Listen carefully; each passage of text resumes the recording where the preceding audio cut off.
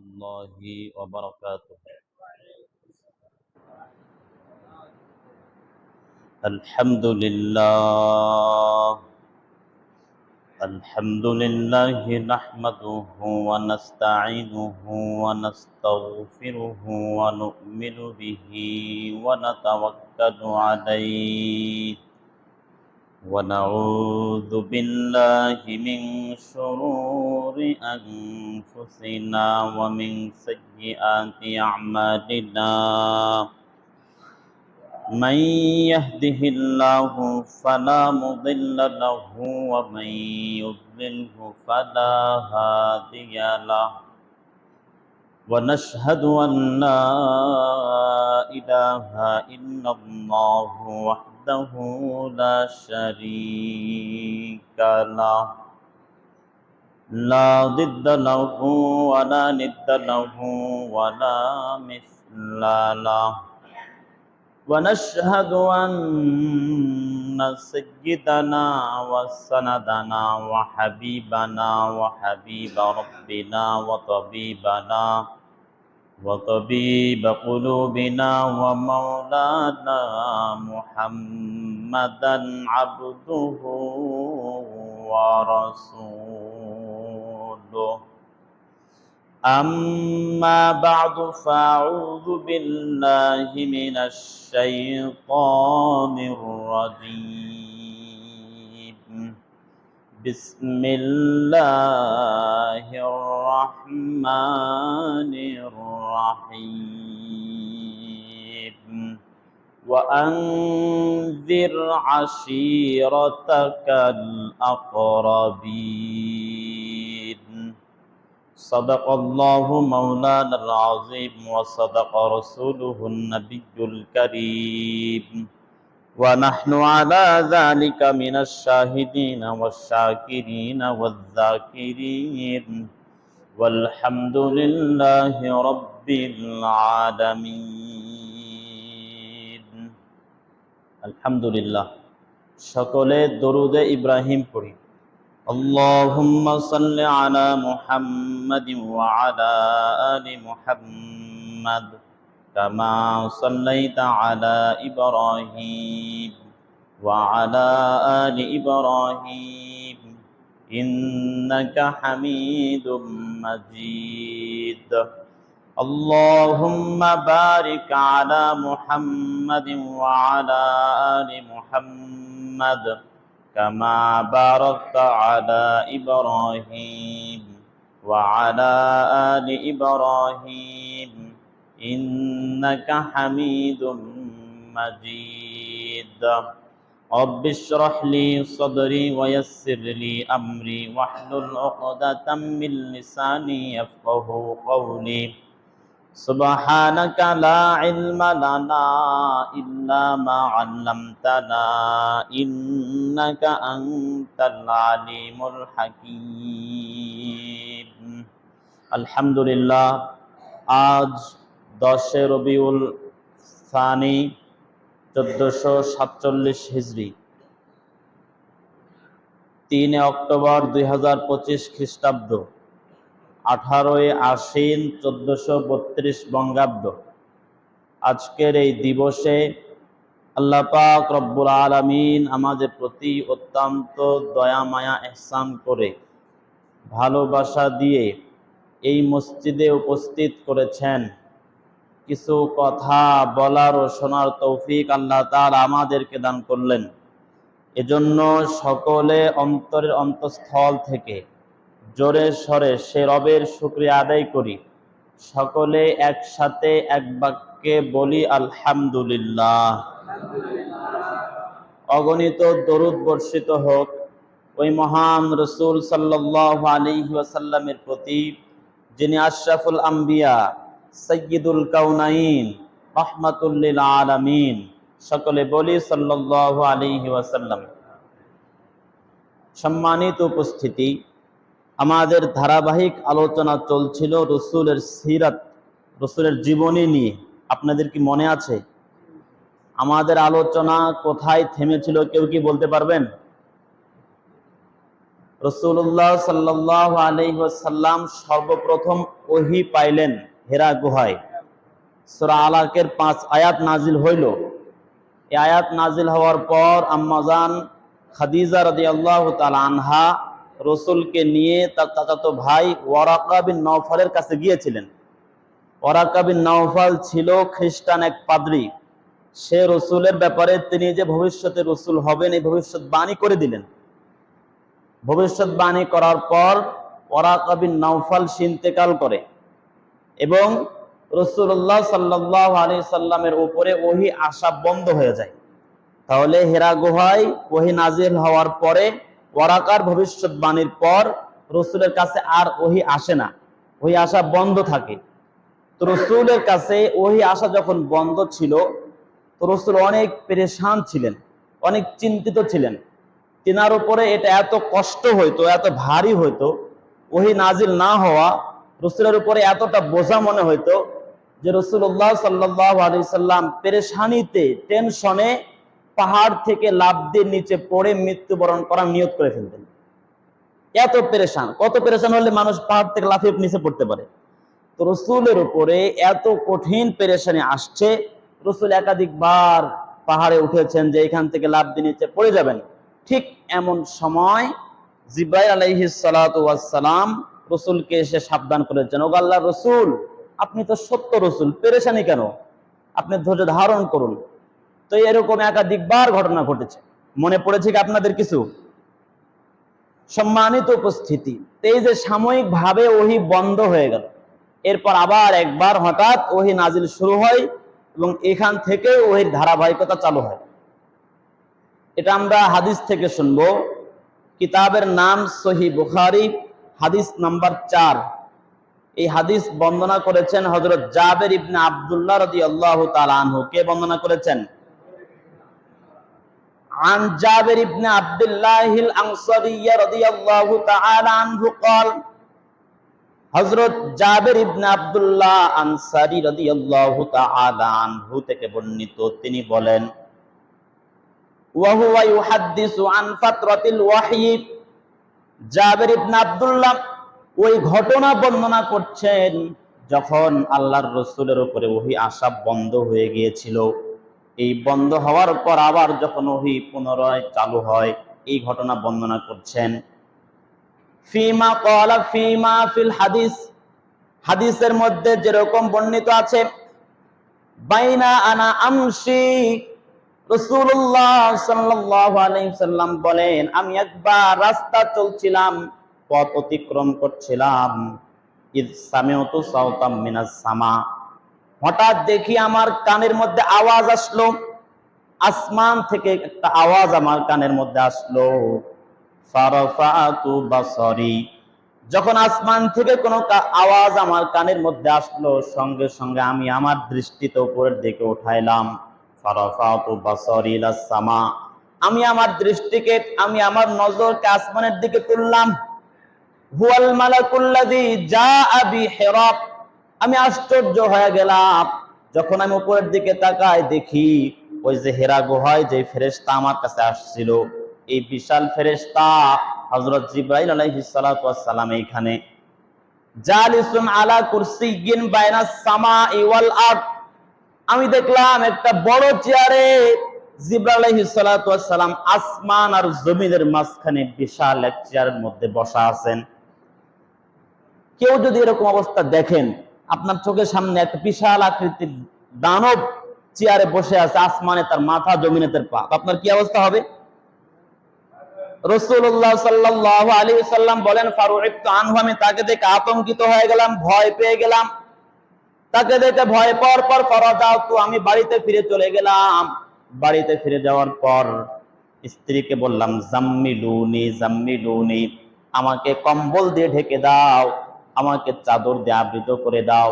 ওই যে প্রথমবার যখন ওহী আসছিল তখন যেরকম রাসূল ভয় পেয়ে শরীরে অনেক জ্বর চলে এসেছিল, তো ঠিক এইবারও এই জিবরাইলকে দেখার পর রাসূলুল্লাহ সাল্লাল্লাহু আলাইহি সাল্লাম বাড়িতে গিয়ে বলছেন, জাম্মিলুনি জাম্মিলুনি, আমাকে চাদর দিয়ে আবৃত করে দাও, আমাকে কম্বল দিয়ে আবৃত করে দাও। ফাআনজালাল্লাহু তাআলা, ইয়া আইয়ুহাল মুদ্দাসসির, রাসূলকে যখন চাদর দিয়ে আবৃত করে দেওয়া হয়েছে, এবার আল্লাহ তাআলা আয়াত নাযিল করলেন, ইয়া আইয়ুহাল মুদ্দাসসির, ও চাদরে আবৃত ব্যক্তি। রাসূল চাদরে আবৃত আছেন না, এজন্য আল্লাহ তাআলা বলতেছেন ইয়া আইয়ুহাল মুদ্দাসসির, হে চাদরে আবৃত ব্যক্তি, কম্বলে আবৃত ব্যক্তি, কুম ফাআনজির, আপনি উঠুন। আপনার শুয়ে থাকলে চলবে না, কম্বল মোড়া দিয়ে ঘুমাবেন, এটা আপনার জন্য উচিত না। কুম ফাআনজির, আপনি আপনার সম্প্রদায়ের লোকদেরকে ভীতি প্রদর্শন করুন, জাহান্নামের ভয় দেখান। এখান থেকে 5টা আয়াত আল্লাহ তাআলা নাযিল করে দিলেন সূরা মুদ্দাসসিরে। ফাহামিয়াল ওয়াহয়ু তাতাবা, এইখান থেকে একদম ধারাবাহিকভাবে রাসূলের উপরে ওহী নাযিল হওয়া শুরু হয়ে গেল। সুবহানাল্লাহ। মুআজ্জাজ হাজরিন, আমরা সকলেই বলি যে কোরআন নাযিল হয়েছে রাসূলের উপরে ওহী হিসেবে, রাসূলের কাছে ওহী নাযিল হইতো, কিন্তু ওহী কিভাবে নাযিল হতো কেউ জানি না। শুধু বলি যে ওহী আসছে রাসূলের কাছে। ওহীটা কিভাবে আসতো? রাসূলের কাছে একাধিক ভাবে, একাধিক মাধ্যমে ওহী আসতো। কিছু মাধ্যমের কথা আমি আপনাদেরকে জানাই। একটা হলো সত্য স্বপ্ন। রাসূলকে সত্য স্বপ্ন দেখানো হয়তো, এই স্বপ্ন থেকে রাসূল ওহী গ্রহণ করতেন। কখনো কখনো ফেরেশতা সরাসরি রাসূলের কাছে আসতো না, বরং রাসূলের দিলে কিছু কথা উদিত করে দিতেন। রাসূলের দিলে ওহীগুলো উদিত করে দিতেন, রাসূল এগুলো আয়ত্ত করে নিতেন। কখনো কখনো হযরত জিবরাইল আলাইহিস সালাম সশরীরে উপস্থিত হয়েছেন। আবার কখনো কখনো ফেরেশতা নিজের আকৃতিতে না এসে কোন মানুষের আকৃতিতে রাসূলের কাছে ওহী নিয়ে এসেছেন। আবার কখনো কখনো ফেরেশতার মাধ্যম ছাড়া স্বয়ং রব্বুল আলামিনের সাথে কথোপকথনের মাধ্যমে রাসূলকে ওহী দেওয়া হয়েছে। যেরকম মেরাজের রাত্রিতে রাসূলুল্লাহ সাল্লাল্লাহু আলাইহি সাল্লাম 5 ওয়াক্ত নামাজের বিধান আমাদেরকে দিয়েছেন। এটা তো ফেরেশতা ছিল না কোনো মাধ্যম, সরাসরি আল্লাহর সাথে রাসূলের কথা হয়েছে। এরপরে কখনো কখনো রাসূলের কাছে যখন ওহী আসতো, তো সাহাবায়ে কেরাম রাসূলের কাছ থেকে মৌমাছির ঘু ঘু শব্দের মতো আওয়াজ শুনতে পাইত। আবার রাসূলুল্লাহ সাল্লাল্লাহু আলাইহি সাল্লাম বলেন, কখনো কখনো আমার উপরে ওহী আসতো ঘন্টা ধ্বনির আওয়াজের মতো। ঘন্টা বাজারে যেরকম টন টন শব্দ হয়, এরকম আওয়াজের মতো আমার কাছে ওহী আসতো। মুআজ্জাজ হাজরিন, এটা আমি সহিহ বুখারী থেকে বলছি, হাদিস নাম্বার 2। এই হাদিস বর্ণনা করেছেন আম্মা জান আয়েশা সিদ্দিকা রাদিয়াল্লাহু তাআলা আনহা। কে বর্ণনা করেছেন? আন আয়েশা উম্মুল মুমিনিন রাদিয়াল্লাহু তাআলা আনহা আন্নাল হারিস ইবনে হিশাম রাদিয়াল্লাহু তাআলা আনহু সাআলা রাসূলুল্লাহ সাল্লাল্লাহু আলাইহি ওয়াসাল্লাম ফাকাল। আম্মা জান হযরত আয়েশা সিদ্দিকা রাদিয়াল্লাহু তাআলা আনহা থেকে বর্ণিত, তিনি বলেন, হারিস ইবনে হিশাম রাদিয়াল্লাহু তাআলা আনহু রাসূলুল্লাহ সাল্লাল্লাহু আলাইহি সাল্লামকে একটা প্রশ্ন করলেন। কয়টা প্রশ্ন? ইয়া রাসূলুল্লাহ কাইফা ইয়াতিকাল ওয়াহয়ু, ও আল্লাহর রাসূল, আপনার কাছে কিভাবে ওহী আসে তো জানতে চাই। প্রশ্নটা কি বলেন? আপনার কাছে কিভাবে ওহী আসে আমাদেরকে একটু জানান। ফাকালা রাসূলুল্লাহ সাল্লাল্লাহু আলাইহি ওয়াসাল্লাম আহইয়ানান ইয়াতিনি মিসলা সালসালাতিল জারাস। আল্লাহর রাসূল বলেন, কখনো কখনো আমার কাছে ওহী আসে ঘন্টা ধ্বনির আওয়াজের মতো। ঘন্টা বাজারে যেরকম টন টন শব্দ হয়, আমার কাছে ঠিক এরকম আওয়াজের মতো শব্দ হয়ে ওহী নাজিল হইতো। ওয়া হুয়া আশাদ্দুহু আলাইয়া, আমি যে 5, 6, 7টা ওহী নাজিল হওয়ার পদ্ধতি আপনাদেরকে বললাম, রাসূল বলেন এই সবগুলো পদ্ধতির মধ্যে থেকে এই পদ্ধতি যে ঘন্টার আওয়াজের মতো আওয়াজ হয়ে আসতো, এই নাজিল হওয়ার এই পদ্ধতিটা আমার উপরে অনেক কষ্ট হইতো। ওয়া হুয়া আশাদ্দুহু আলাইয়া, এই পদ্ধতি আমার উপর অনেক ভারী মনে হইতো। ফায়ুবসামু আন্নী ক্বাদ ওয়াআইতু মা ক্বালা, রাসূলুল্লাহ সাল্লাল্লাহু আলাইহি ওয়াসাল্লাম বলেন, এই ঘন্টার আওয়াজ যখন বন্ধ হয়ে যাইতো, ঘন্টার মতো আওয়াজ যখন আমার কানে আসা বন্ধ হয়ে যাইতো, তখন আমি মনোযোগ দিয়ে শ্রবণ করতাম। ফেরেশতা যা বলে, সে যেগুলো বলতো আমি সবগুলো আয়ত্ত করে নিতাম। সুবহানাল্লাহ।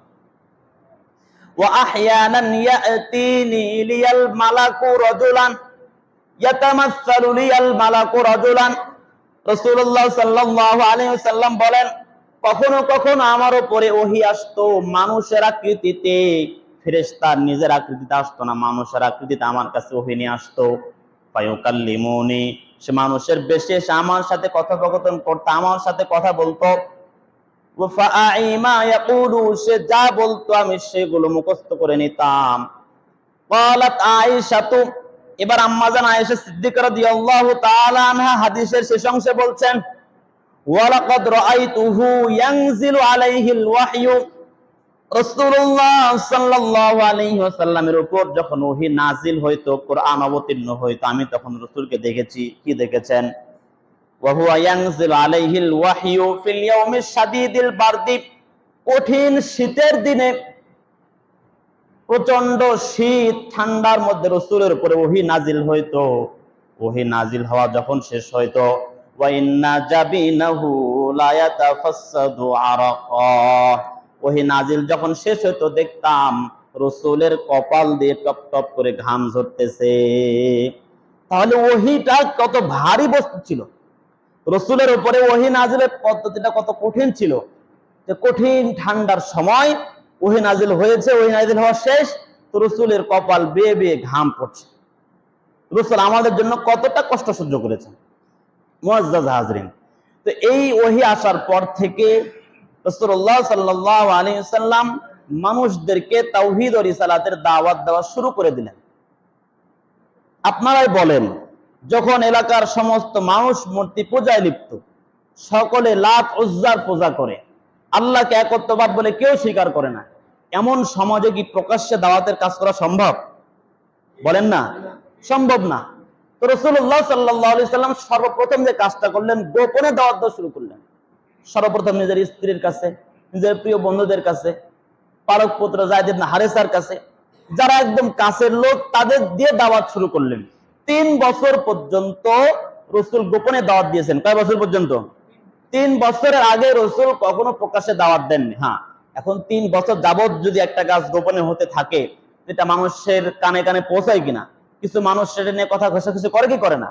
তো রাসূল 3 বছর যখন দাওয়াত গোপনে দিয়েছেন, তো কিছু মানুষ এর দ্বারা জানাজানি করেছে। তো রাসূলুল্লাহ সাল্লাল্লাহু আলাইহি সাল্লাম এই 3 বছরের জামানায় গোপনে দাওয়াত দিচ্ছিলেন নিজের নিকট আত্মীয়দের, নিজের কাছের বন্ধুদের, যাদেরকে তিনি মুনাসিব মনে করছিলেন যে এদেরকে দাওয়াত দিলে এরা দাওয়াত কবুল করবে, এরকম লোক দেখে দেখে রাসূল দাওয়াত দিচ্ছিলেন এবং তাদেরকে তাওহীদ ও রিসালাতের বাণী তাদেরকে পৌঁছিয়ে পরিপূর্ণ মুসলমান বানিয়ে দিচ্ছিলেন। তো রাসূলুল্লাহ সাল্লাল্লাহু আলাইহি সাল্লাম যেহেতু গোপনে পরিচালনা করেছেন, এজন্য তারা নামাজও গোপনে পড়তেন। ইসলামের শুরুর যেমন আমরা তো জানি নামাজ 5 ওয়াক্ত আমরা যেটা পড়ি, এটা তো ফরজ হয়েছে মেরাজের রাত্রিতে, আর মেরাজ তো আরো অনেক পরে হয়েছে।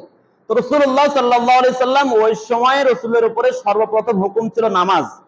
নামাজ ছাড়া অন্য কোনো ইবাদতের হুকুম তখন ছিল না, কোনো বিধিনিষেধ তখন ছিল না। সর্বপ্রথম বিধিনিষেধ যেটা, সেটা হলো নামাজ।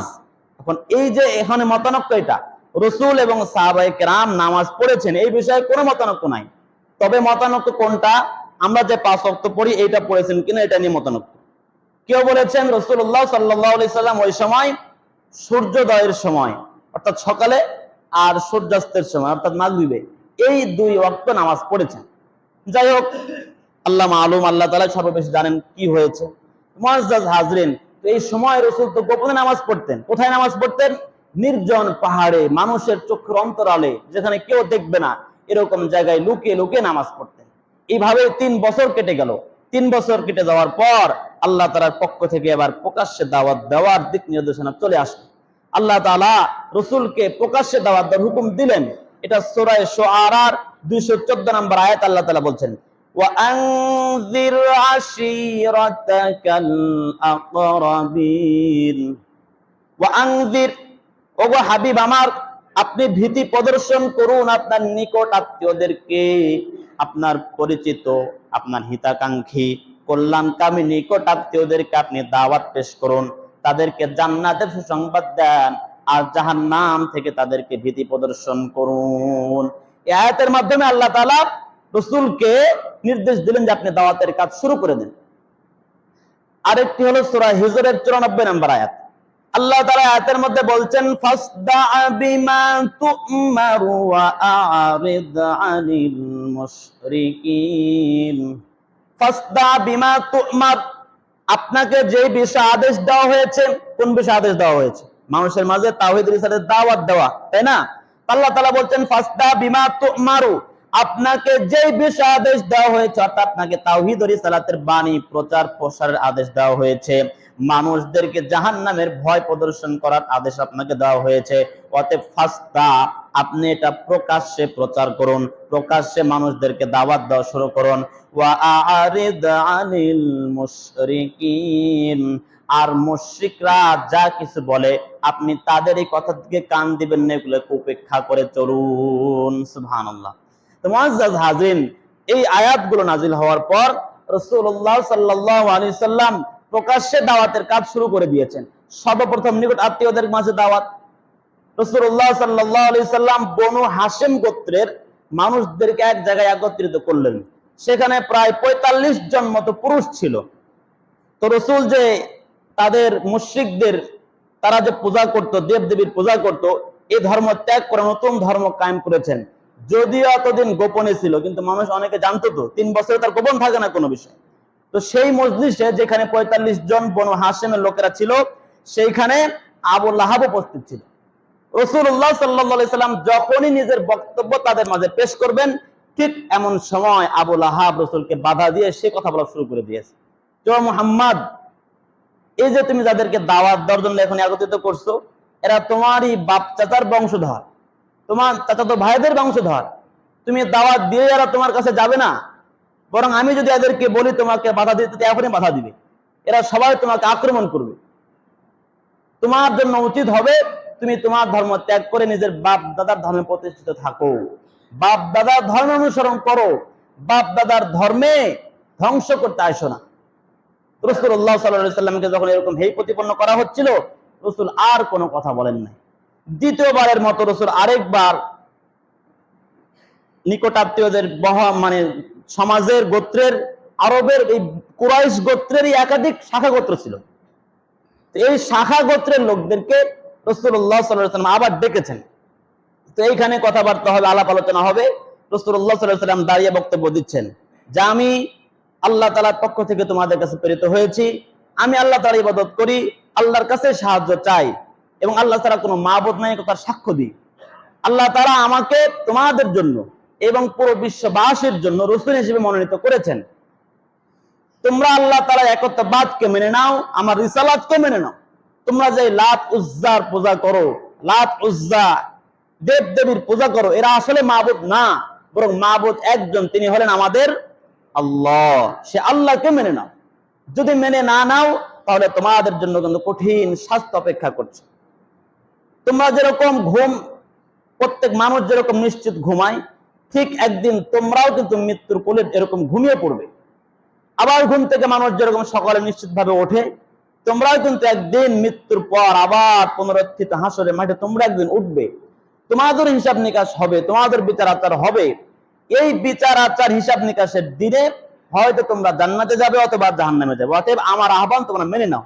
রাসূল যখন এই কথাগুলো বলে দাওয়াত দিচ্ছিলেন, তার চাচা আবু তালেব তিনি রাসূলকে বললেন যে মুহাম্মদ, আমরা তোমাকে কতটা ভালোবাসি, তোমাকে তোমার কাজে কতটা সহযোগিতা করব, এটা আমাদেরকে জিজ্ঞেস করো না। তবে যাদেরকে দাওয়াত দিচ্ছ এরা সবাই তোমার বাপ চাচার বংশধর, আর আমিও তাদেরই একজন। আমি তোমার বিরোধিতা করব না, তুমি তোমার কাজ চালিয়ে যাও, তুমি সামনে এগিয়ে যাও, আমি তোমার পাশে থাকবো সব সময়। কিন্তু আমাকে আব্দুল মুত্তালিবের বংশ থেকে, সে যে ধর্ম পালন করতো, সে ধর্ম থেকে তুমি আমাকে বিচ্যুত করতে পারবে না। আবু তালেব রাসূলকে সব দিক থেকে সহযোগিতা করেছে, কিন্তু সে ইসলাম কবুল করে নাই, সে লা ইলাহা ইল্লাল্লাহ এর দাওয়াত কবুল করে নাই। তো আবু তালেবের এই কথা শুনে আবু লাহাব রাগান্বিত হয়ে গেছে। কি ব্যাপার আবু তালেব, তুমি কি বলতেছো? আরে সময় আছে, এখনই মুহাম্মদকে আটকাও, এখন যদি না আটকাও পরে কিন্তু আর তোমার সময় আর হবে না। আবু লাহাব বরাবরই রাসূলের সাথে এরকম বিরোধিতা করে এসেছেন। সর্বশেষ রাসূলুল্লাহ সাল্লাল্লাহু আলাইহি সাল্লাম সাফা পর্বতে একদিন উঠে সকাল সকালে সকলকে ডাকতেছেন, ইয়া সাবাহা ইয়া সাবাহা ইয়া সাবাহা। এই আহ্বান আরবে প্রসিদ্ধ ডাক। আমাদের যেরকম এই যে যেরকম যখন যুদ্ধ হয় কোনো দেশে, তো কেউ হামলা করলে সাইলেন্ট বাজে না সাবধানতার জন্য, তো ওই সময় প্রসিদ্ধ ডাক ইয়া সাবাহা। এই ডাকে যখন কেউ ডাকতো, তো সকলে সেই পাহাড়ে অবস্থান করতো, সেখানে উপস্থিত হইতো। তো রাসূলুল্লাহ সাল্লাল্লাহু আলাইহি সাল্লাম সকলকে গুরুত্বের সাথে ডেকেছেন ইয়া সাবাহা বলে। কোন কোন রিওয়ায়াতের মধ্যে আছে যে রাসূলুল্লাহ, রিওয়ায়াত মানে সহিহ বুখারীতেই আছে, সহিহ বুখারীর 4770 নম্বর হাদিসের মধ্যে আছে। এই হাদিস বর্ণনা করেছেন আব্দুল্লাহ ইবনে আব্বাস রাদিয়াল্লাহু তাআলা আনহু, যে রাসূলুল্লাহ সাল্লাল্লাহু আলাইহি সাল্লামের উপরে যখন এই আয়াত নাযিল হলো যে ওয়া আনজির আশিরাতাকাল আকরাবিন, যে আপনি আপনার নিকট আত্মীয়দেরকে, পরিবার পরিজনদেরকে দাওয়াত দেন, তাদেরকে ভীতি প্রদর্শন করুন। এই আয়াত নাযিল হওয়ার পর রাসূলুল্লাহ সাল্লাল্লাহু আলাইহি সাল্লাম সাফা পর্বতে উঠেছেন, উঠার পর ডাকছেন হে বনু আব্দুল মুত্তালিব, হে বনু আব্দুস শামস, হে বনু আব্দে মানাফ, হে যত গোত্রের নাম আছে, এরকম শাখা গোত্রের নাম বলে বলে সকলকে ডাকছেন। এবং লোকেরাও গুরুত্বপূর্ণ বিষয় মনে করে সেখানে উপস্থিত হলো, সকলে উপস্থিত হলো। যারা একান্ত জরুরতের কারণে উপস্থিত হইতে পারলো না, তারা সেখানে নিজেদের প্রতিনিধি পাঠিয়ে দিল, যা আসলে দেখা যাক যেখানে কি হয় এটা জানার জন্য প্রতিনিধি প্রেরণ করে দিয়েছে। তো রাসূলুল্লাহ সাল্লাল্লাহু আলাইহি সাল্লাম তাদের সামনে একই ভাষণ দিলেন। আগে যে দাওয়াত দিয়েছেন ঠিক ওই তাওহীদ রিসালাতের দাওয়াত এখানেও দিলেন। এই দাওয়াত দেওয়ার পর সকলেই কিন্তু চলে যাচ্ছিল। এবার আবু লাহাব রাসূলকে বলছেন তাব্বাত লাকা সাইরাল ইয়াউম আলি হাযা জামাতানা। আবু লাহাব রাসূলকে বলতেছে তোমার সারা দিন ধ্বংস হোক, তুমি কি এই জন্য আমাদেরকে এখানে উপস্থিত করেছো? মানে এটা তো উপস্থিত হওয়ার অনেক গুরুত্বপূর্ণ বিষয়, কিন্তু আবু লাহাবের কাছে এটা কোনো গুরুত্বই নাই। সে রাসূলকে বদদোয়া করছে তাব্বাত লাকা সাইরাল ইয়াউম, তোমার সারা দিন ধ্বংস হোক, আলি হাযা জামাতানা, তুমি কি আমাদেরকে এই কাজের জন্য আমাদেরকে উপস্থিত করেছো? তোমার কি বোধজ্ঞান নাই? তো তার জবাবে স্বয়ং আল্লাহ তাআলা জবাব দিয়ে দিয়েছেন তাব্বাত ইয়াদা আবি লাহাবি ওয়া তাব, আবু লাহাবের দুই হাত ধ্বংস হোক, সে নিজে ধ্বংস হোক। মা আগনা আনহু মালুহু ওয়া মা কাসাব, তা সে যে এত ধন সম্পদ কামাই করেছে, এই ধন সম্পদ সে যা অর্জন করেছে কিছুই তার কোনো উপকার আসতে পারে না। তো মুআজ্জাজ হাজরিন, রাসূলকে তারা গালি দিয়েছে, এই গালির প্রত্যুত্তর স্বয়ং আল্লাহ পাক রব্বুল আলামিন দিয়ে দিয়েছেন। মুআজ্জাজ হাজরিন, রাসূলুল্লাহ সাল্লাল্লাহু আলাইহি সাল্লাম এভাবে প্রকাশ্যে দাওয়াতের কাজ শুরু করলেন। এই প্রকাশ্যে দাওয়াত দিতে গিয়ে তাদের কাছ থেকে, কুরাইশ মুশরিকদের থেকে রাসূলকে অনেক কষ্ট সহ্য করতে হয়েছে, অনেক নির্যাতনার জুলুমের শিকার রাসূল হয়েছেন। শারীরিকভাবেও রাসূলকে ক্ষতবিক্ষত করা হয়েছে, আবার মানসিকভাবেও কষ্ট দেওয়া হয়েছে। রাসূলকে লাঞ্ছিত অপমানিত করে অনেক কষ্ট দেওয়া হয়েছে।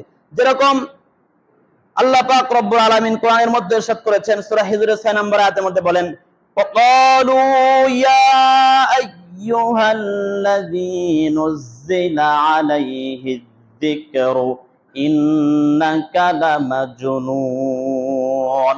আল্লাহ পাক রব্বুল আলামিন বলেন মক্কার মুশরিকরা, এই কুরাইশ বংশের মুশরিকরা রাসূলকে ডাক দিয়ে বলে ইয়া আইয়ুহাল্লাযী নুজ্জিলা আলাইহি যিকরু, হে ওই ব্যক্তি যার উপরে কোরআন নাজিল হয়েছে, ইন্নাকা লামাজনুন, তুমি তো একটা পাগল। নাউজুবিল্লাহ। সকলে বলবেন না নাউজুবিল্লাহ। আমাদের রাসূলকে কাফের মুশরিকরা পাগল বলতেছে, আর আপনারা খুশি হয়ে যাচ্ছেন নাকি? তো জোরে বলেন নাউজুবিল্লাহ, আরো জোরে বলেন নাউজুবিল্লাহ। ওয়াকালু ইয়া আইয়ুহাল্লাযী নুজ্জিলা আলাইহি যিকরু ইন্নাকা লামাজনুন।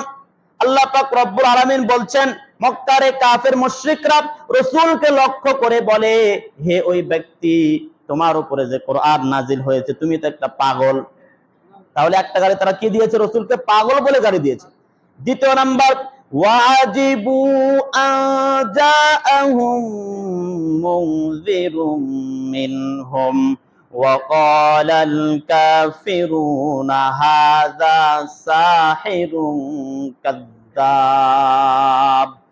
আল্লাহ পাক রব্বুল আলামিন সূরা সাওয়াদের মধ্যে ইরশাদ করছেন 4 নম্বর আয়াত ওয়াজিবু আনজাআহুম মুনযিরুম মিনহুম, মক্কার কাফের মুশরিকরা তারা আশ্চর্য হয়ে যাইতো যে কিভাবে সম্ভব তাদের বংশেরই একটা মানুষ কিভাবে নবী হইতে পারে। জাহান্নাম থেকে ভীতি প্রদর্শন করবে এটা ফেরেশতা করবে, মানুষ কেন ভীতি প্রদর্শন করবে? মানুষ কেন নবী হবে? মানে রাসূল যে নবী হয়েছেন, রাসূল যে রাসূল হয়েছেন তারা মেনে নিতে পারতো না। যে জাহান্নাম থেকে যদি কেউ ভীতি প্রদর্শন করে, জান্নাতের যদি কেউ সুসংবাদ দেয়, সেটা তো ফেরেশতার কাজ, ফেরেশতারা না রাসূল হবে। তাহলে মুহাম্মদ কেন? যেহেতু আমাদের মতো মানুষ, আমাদের মতো খায় পান করে, সে আবার নবী হয় কিভাবে? তারা আশ্চর্য বোধ করতো। ওয়াকালাল কাফিরুন, আর যারা কাফের তারা বলতো হাযা সাহিরুন কাযযাব, এটা একটা জাদুকর। সাহির মানে জাদুকর, ওয়া কাযযাব সাহিরুন কাযযাব এবং মিথ্যাবাদী। রাসূলকে প্রথমে গালি দিয়েছে পাগল, এরপরে বলল জাদুকর, এরপরে বলল মিথ্যাবাদী। ইন্নাল্লাযীনা আজরামু কানু মিনাল্লাযীনা আমানু ইয়াদহাকুন। আল্লাহ পাক রব্বুল আলামিন সূরা মুতাফফিফিনের 29 নম্বর আয়াত থেকে 33 নম্বর আয়াতের মধ্যে ওই সময়ের অবস্থা তুলে ধরছেন। ইন্নাল্লাযীনা আজরামু, নিশ্চয় যারা পাপাচার গুনাহগার কাফির মুশরিকরা, কানু মিনাল্লাযীনা আমানু ইয়াদহাকুন, মুমিনদেরকে যারা ওই সময় ঈমান নিয়ে এসেছিল, এরকম মুমিন খাঁটি সাহাবায়ে কেরামকে তারা হাসাহাসি করত, ঠাট্টা বিদ্রুপ করত। মুমিনদেরকে নিয়ে তারা ঠাট্টা বিদ্রুপ করত, হাসি তামাশা করত। ওয়া ইযা মাররু বিহিম ইয়াতাগামাজুন, আরে কাফের বেঈমান মুশরিকরা যখন মুমিনদের পাশ দিয়ে অতিক্রম করত, তখন মুমিনদেরকে হেই প্রতিপন্ন করত।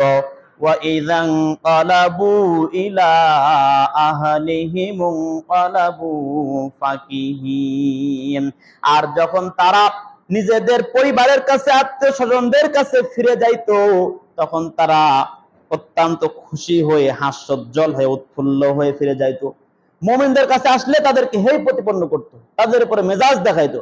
আর যখন নিজের পরিবারের কাছে যায়, তখন তো সে খুশি, হ্যাঁ আজকে একদম অপমান করে আসছি, খুশি হয় না, এরকম খুশি হয়ে উৎফুল্ল হয়ে আসতো। ওয়া ইযা রাআউহুম ক্বালু ইন্না হাউলাঈ লাদাল্লুন, আর তারা মানে এই কাফের বেঈমান মুশরিকরা, মক্কার কুরাইশ কাফেররা মুমিনদেরকে দেখতে বলতে এরা তো অবশ্যই পথভ্রষ্ট। আসলে তারা পথভ্রষ্ট নাকি নিজেরাই পথভ্রষ্ট? মুমিনরা পথভ্রষ্ট না, বরং মুমিনদেরকে যারা পথভ্রষ্ট বলেছিল তারাই পথভ্রষ্ট। এই যে রাসূলকে একাধিকবার গালিগালাজ করা হলো, পাগল, মাতাল, জাদুকর, মিথ্যাবাদী বলা হলো, রাসূলের মন ক্ষুণ্ণ হয় কিনা, রাসূলের দিল সংকীর্ণ হয় কিনা? আল্লাহ তার রাসূলকে সান্ত্বনা দিচ্ছেন যে সময় আপনার করণীয় কি শুনেন। ইন্না কাফাইনাকাল মুস্তাহজিইন, তারা যে আপনাকে গালিগালাজ করে, তারা যে আপনাকে ঠাট্টা বিদ্রুপ করে, আপনি মনক্ষুণ্ণ হবেন না। ইন্না কাফাইনাকাল মুস্তাহজিইন, আমি রব্বুল আলামিন আপনার জন্য আমি একাই যথেষ্ট। এই বিরোধীদের, যারা আপনার বিরোধিতা করে, তাদের বিরোধিতা করার জন্য আমি রব্বুল আলামিন নিজেই যথেষ্ট। সুবহানাল্লাহ। আল্লাযীনা ইয়াজআলুনা মা'আল্লাহি ইলাহান আখার, যারা আল্লাহ তাআলার সাথে অন্য কাউকে ইলাহকে মানে, অন্য কোন প্রভুকে আল্লাহর সাথে শরীক করে। মক্কার কাফের বেঈমানরা যেরকম লাত উজ্জাকে আল্লাহর সাথে শরীক করেছিল, যারা আল্লাহর সাথে অন্য কাউকে শরীক করে, এখন হিন্দুরা যেরকম মূর্তিগুলোকে আল্লাহর সাথে শরীক করে, আল্লাহ তাআলা বলছেন ফাসাউফা ইয়ালামুন, অচিরেই তারা জানতে পারবে যে আমি রব্বুল আলামিনের সাথে শরীক করার ফলাফলটা কি হবে। ফাসাউফা ইয়ালামুন, অচিরেই তাদেরকে জানানো হবে। আজ এই বেঈমান মুশরিকরা আমি রব্বুল আলামিনের সাথে শরীক করতেছে, তাদের কি পরিণতি হয়, আমার সাথে শিরক স্থাপন করার যে কি শাস্তি, খালি মরে দেখো, তোমাদের কি হবে, খালি মরে দেখো। ওয়ালাকাদ না'লামু আন্নাকা ইয়াদিকু সাদরুকা বিমা ইয়াকুলুন, এবার আল্লাহ তাআলা রাসূলকে সান্ত্বনা দিচ্ছেন, ওগো আল্লাহর রাসূল, তারা যা কিছু বলে এর জন্য তো আপনার বক্ষ সংকীর্ণ হয়ে যায়, আপনার অন্তর সংকুচিত হয়ে যায়, সবই আমি জানি। আপনি বলেন না তা আমি জানবো না, এরকম না। ওয়ালাকাদ না'লামু, আমি জানি, আন্নাকা ইয়াদিকু সাদরুকা, আপনার সদর, আপনার বক্ষ, আপনার অন্তর যে সংকুচিত হয়ে, যেটা আমি জানি। বিমা ইয়াকুলুন, তারা যেইগুলো বলে এই কথার কারণে। কিন্তু আপনি তাদেরকে গালি দিবেন না, তারা আপনাকে গালি দিলেও আপনি তাদের গালি দিবেন না। আমি তো আপনার জন্য আছি, আমি তো একাই আপনার যথেষ্ট। ওই যে তাব্বাত ইয়াদা আবি লাহাবিন ওয়া তাব, তারা আপনাকে বলেছে আপনার হাত, আপনার সারাদিন ধ্বংস, আমিও তো কোরআনে বলে দিয়েছি তাব্বাত ইয়াদা আবি লাহাবিন ওয়া তাব। তাহলে আপনার প্রত্যুত্তর করার দরকার না, আমি রব্বুল আলামিন প্রত্যুত্তর করে দিব। হ্যাঁ, আপনার কাজ কি? ফাসাব্বিহ বিহামদি রাব্বিকা ওয়া কুম মিনাস সাজিদিন। এখন আপনার কাজ হলো আপনি রব্বুল আলামিনের প্রশংসা দ্বারা তাসবিহ জপবেন। কি জপবেন? ফাসাব্বিহ, আপনি তাসবিহ জপবেন, বিহামদি রাব্বিকা, আপনার রবের প্রশংসা করেন, ওয়া কুম মিনাস সাজিদিন, আর আপনি সিজদাকারীদের মধ্যে অন্তর্ভুক্ত হয়ে যাবেন। সুবহানাল্লাহ। ওয়া আবুদ রাব্বাকা হাত্তা ইয়াতিয়াকাল ইয়াকিন, আর মৃত্যু আসার আগ পর্যন্ত আপনি একমাত্র কেবলমাত্র শুধুমাত্র কার ইবাদত করবেন? আল্লাহ তাআলার ইবাদত করে চলে যাবেন। হ্যাঁ, এখন আপনি মুমিন, আপনি ধর্মের কাজ করবেন, তো আপনাকে গালিগালাজ শুনতে হবে। তাই বলে আপনি প্রতি উত্তরে গালি দিবেন না। আপনার জন্য তো আল্লাহ আছেন। আপনার কাজ হলো আপনি আল্লাহর জন্য তাসবিহ জপেন, আল্লাহর প্রশংসা করেন, আর মৃত্যু পর্যন্ত ইবাদত করে যান। আল্লাহ তাআলা আপনাকে সফলতার কামিয়াবি দান করবেন। সফলতার চূড়ান্ত পর্যায়ে কি? উদখুলুল জান্নাতা বিগাইরি হিসাব, জান্নাতে প্রবেশ করো হিসাব ছাড়া। মুআজ্জাজ হাজরিন, এইখান থেকে পরবর্তী আলোচনা আগামী জুমায় করার চেষ্টা করব ইনশাআল্লাহ তাআলা। যতটুকু রাসূলের জীবনী থেকে বললাম, আল্লাহ তাআলা এর থেকে আমাদের কর্তব্য নসিহত গ্রহণের তৌফিক দান করেন। রাসূলের জীবনী শুনে নিজের মধ্যে রাসূলের প্রেম, রাসূলের ভালোবাসা জাগানোর তৌফিক আল্লাহ তাআলা দান করেন। সকলে বলে আল্লাহুম্মা আমিন। ওয়া আখিরু দাওয়ানা আনিল হামদুলিল্লাহি রাব্বিল আলামিন।